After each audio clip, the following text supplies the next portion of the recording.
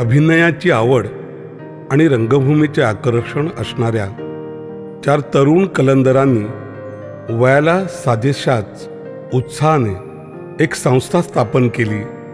यश अपयशाची तमा न बाळगता कोणत्याही गोष्टीचा नव्यानं केलेला आविष्कार म्हणजे एक प्रयोगच, म्हणून संस्थेचे नावही प्रयोग मालाड ठेवण्यात आले. तरुण उत्साही रक्ताला एकांकिका स्पर्धेचे क्षेत्र फार काळ मर्यादा घालू शकले नाही. कलेच्या प्रांगणात विहार करीत असताना सामाजिक ऋणांच्या जाणीवेतून समाजभूमिक कार्य करण्याच्या हेतूनं, त्यानंतर सभोवतीच्या समाजप्रेमी मंडळींना एकत्र आणण्याच्या प्रयत्नातूनच आजच्या या चतुरस्त्र अशा प्रयोग मालाड संस्थेची निर्मिती झाली.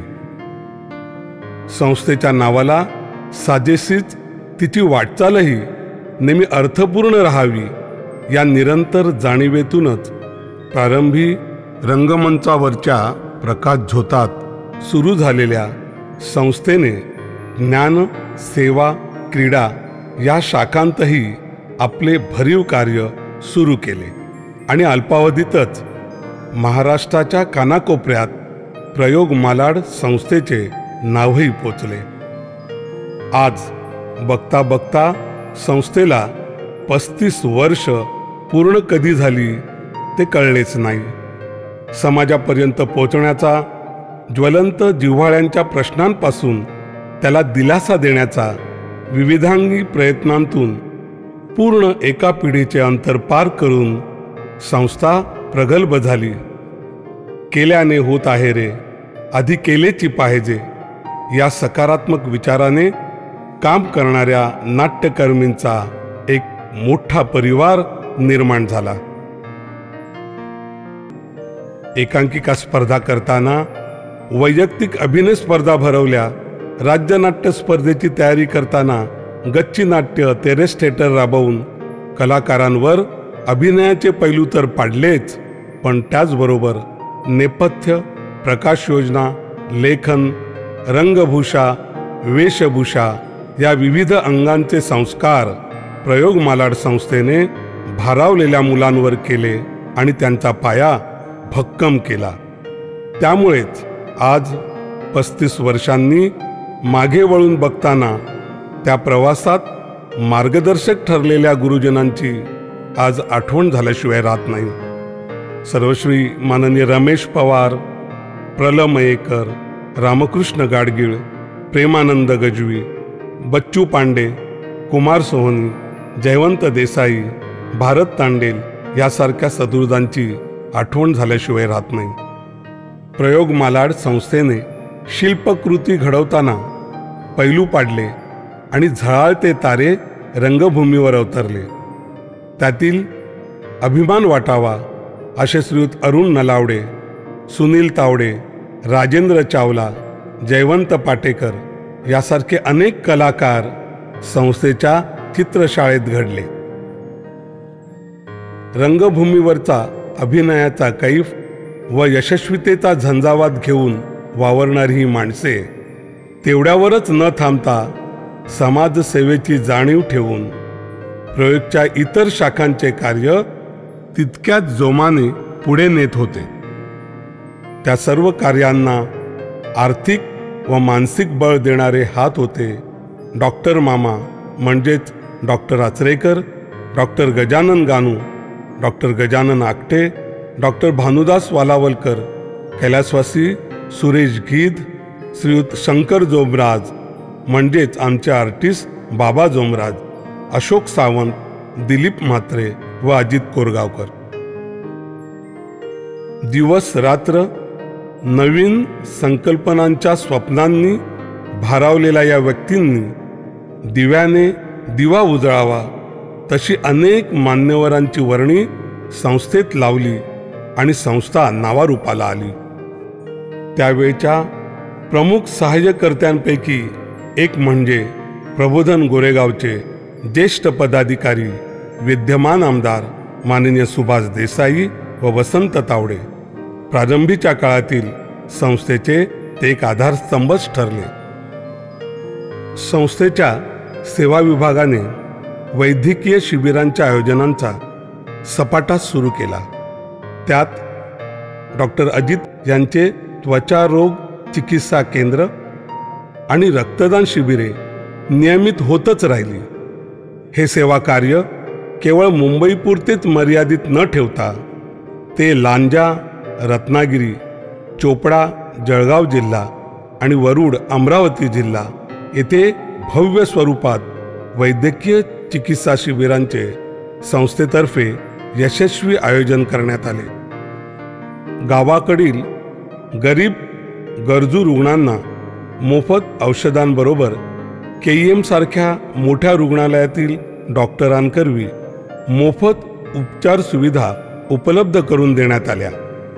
याच दरम्यान ज्ञानशाखेच्या माध्यमातून मुंबई जिल्हा आंतरशालेय बुद्धी कसोटी स्पर्धांचे आयोजन करून विद्यार्थ्यांना सामान्य ज्ञानाने करोडपती करण्याचे कार्य त्याकाळी संस्थेने केले। त्याचबरोबर व्यसनमुक्ती, एड्स, मतिमंद, विकलांग बालके, हृदयरोग इत्यादी सामाजिक विषयांत प्रबोधनाचे कार्य संस्था सातत्याने करत राहिली।